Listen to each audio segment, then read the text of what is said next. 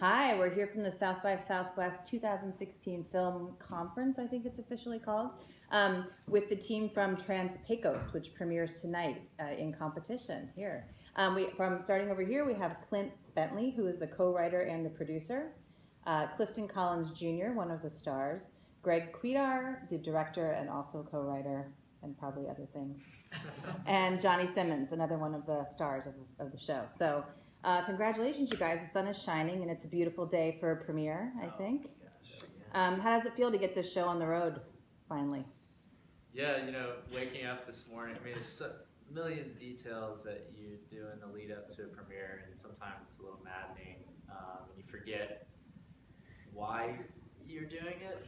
And today, I just woke up with a lot of peace, and, you know, like the weather being what it was kind of reminded me of the shoot. There's so many times in the middle of the desert, and you shoot a movie pretty much entirely exterior. I mean, 38 of 40 scenes were exterior desert in 120 degrees, but the desert showed us, like, at the moments we needed the most, the craziest, you know, natural phenomenons would happen. And, you know, that the sun was shining today, it was like, yes, a good day to premiere a movie. We're ready. It's also that it's funny you said winding, or get the show on the road. It literally feels to me like it's winding down. This is kind of interesting. The end of our, because we've known each other. We shot this almost a year ago, and we did all kinds of. It was 15-day shoot, but I swear I've never had a shoot that felt longer, and that like in a really good way, because it was 110-degree heat every single day. We were out in the middle of nowhere in New Mexico, and the fun part of this was definitely shooting it. And now we're sharing it with people, but this sort of feels like the ending of that era. Yeah. When you came back to LA, people were like, oh man, Johnny, you've been gone for so long, you know, like 16 days in the desert. Yeah. How was that? What you said? I was like, it was only 16 days. No, but you said, no, you didn't say that. Wait, what did I say? Said, now I screwed up what I No, you said, they were like, Johnny, you've been gone so long in the desert, like, how was it? And he's like, it was 16 days. It wasn't 16 days. I've been gone 2,000 years. Oh, yeah, now I remember what it was. So, okay, they said, is there a time change between California and New Mexico? And I said, yeah, about 2,000 years. So somewhere, not New Mexico, all of New Mexico, just there's one tiny little town. Oh, yeah, the magical place. Completely different from what I know in LA. What about you, Clifton? Had you been to that part of the world? The brand New Mexico, the American New Mexico.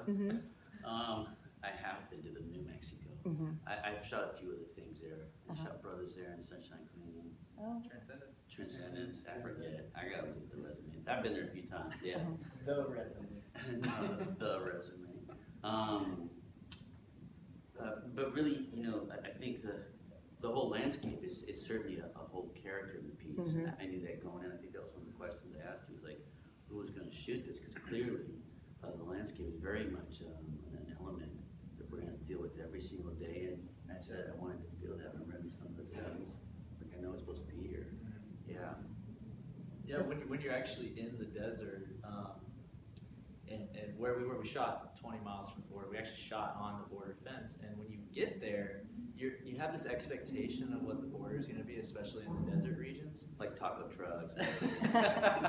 But for us, it was this vast, dramatic, open landscape, and then a 4-foot fence that looks like, you know, the fence in Normandy that runs as far as the eye can see, and you just kind of walk and you're like, so this is it.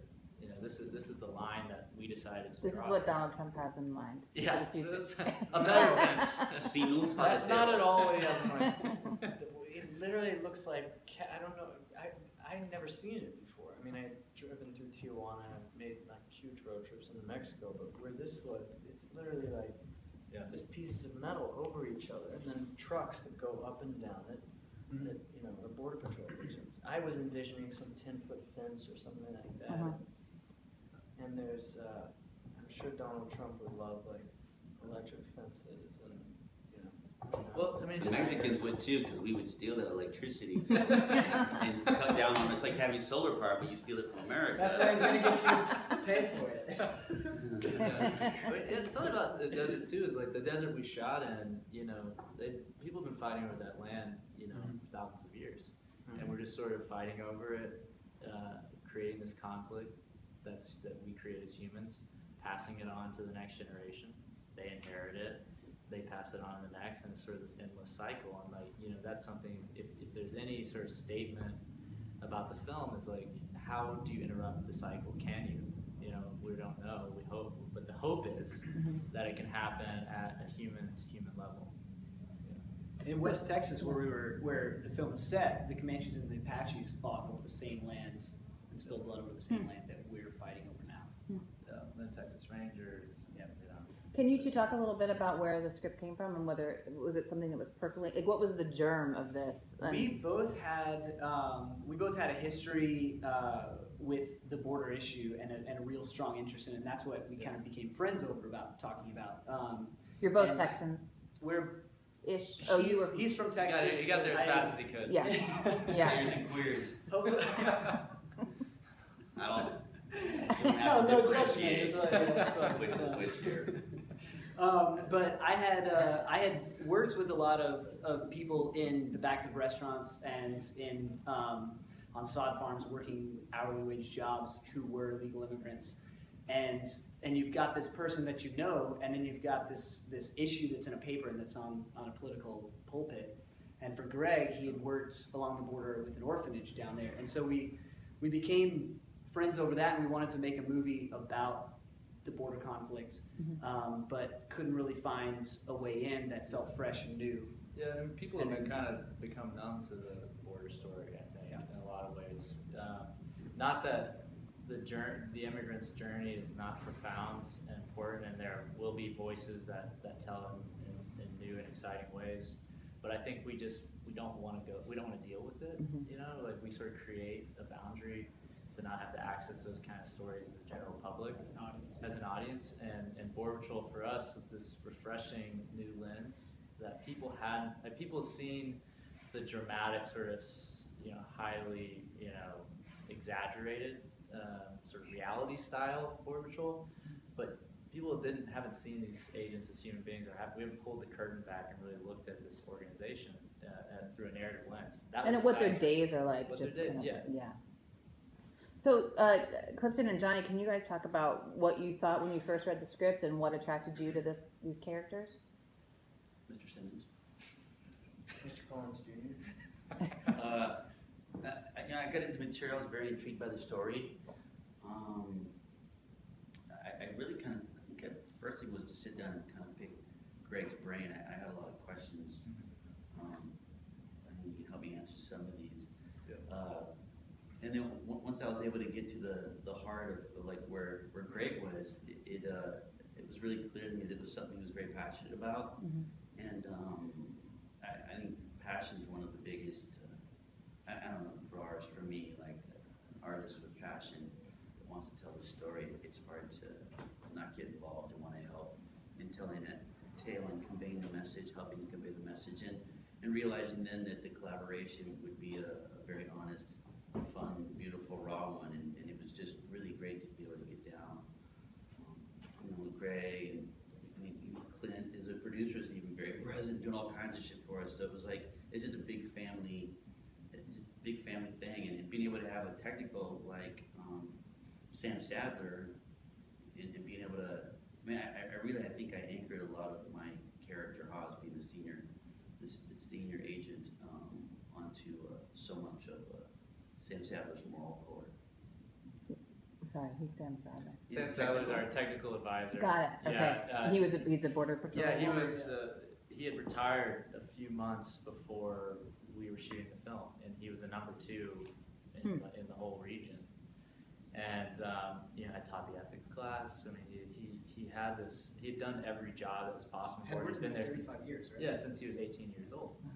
And we came looking, for a tech advisor, and he had just been ending his career, and he came on board in a very important way. I mean, a big thing for us is that we wanted agents to be able to watch this film, and first and foremost, you immediately lose the innermost audience, whether anytime you do law enforcement or a piece about the lawyers or any professional task, if you don't get the process right, how they actually do their job, they pick you apart in that first, and we wanted to get that right but then we wanted to get, most importantly, the truth right, the truth of who they were and their struggle, and the complexity of their job. So I hope that agents watch this and be like, I'm not necessarily proud of every aspect of this story, but this is what it feels like to do what we do. How about you, John? I think there were two things that there were a lot of things that got me into it, but the two hooks, I suppose, were,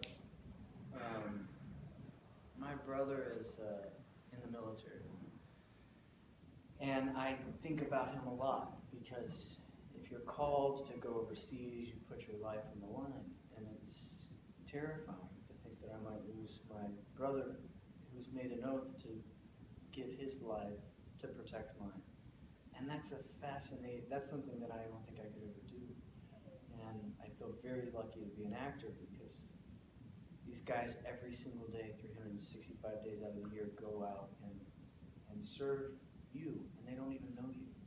And then that led me to my next question, which was, what happens when the people that they do know and they do love and care about are on the line, or their duties on the line?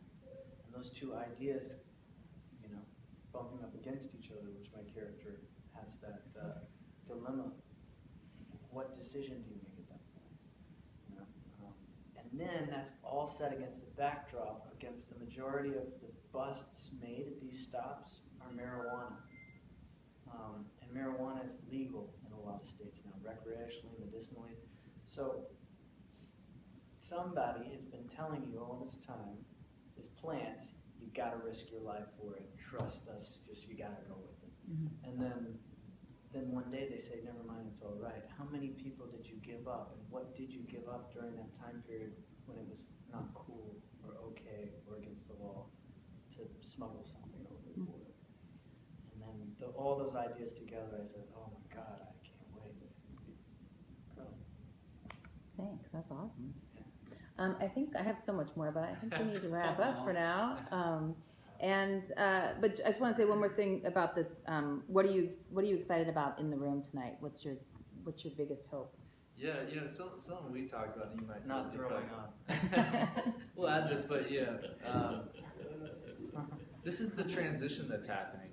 For us, it was the process. We had, probably this will go down as the great artistic joy of my life. I hope, this is the standard that I'm going to be looking at every new project from. God bless. Aww. Good luck with that. I know, what can you replicate from this is what I'm thinking right now. How can we find a way to experience what we experience because I hope people will see the joy and the struggle and the passion that went into making this. I hope it comes across tonight to this room of people, but I really feel like it's about to be their movie now. We're handing it over tonight. Yeah. Well said. All right, thanks you guys. Good luck. Have a great time. All right. All right. Thank you.